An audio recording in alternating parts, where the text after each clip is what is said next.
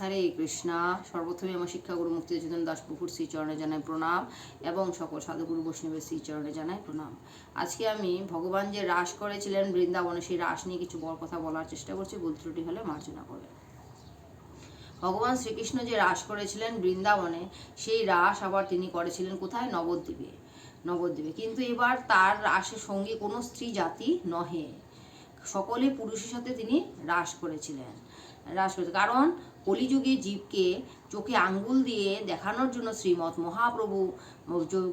মহাপ্রভু কৃষ্ণের চরিত্রে যে কলঙ্ক লেগেছিল, যে কৃষ্ণ চরিত্রহীন এবং রাধারানী কলঙ্কিনী নারী, এটা যে সম্পূর্ণ মিথ্যা ছিল, সেই সম্পর্কে সেটাকে মুক্ত করবার জন্য তিনি ভগবান শ্রীকৃষ্ণ রাধা কৃষ্ণ মিলিত তনু চৈতন্য মহাপ্রভু রূপে আবির্ভূত হয়েছিলেন।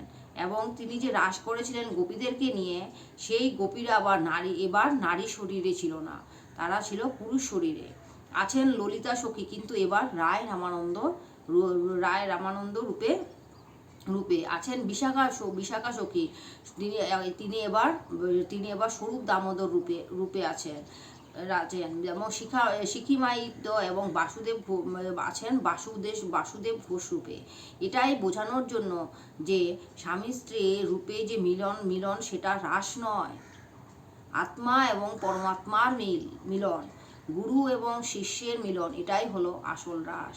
হরে কৃষ্ণ, হরি বল, রাধে রাধে।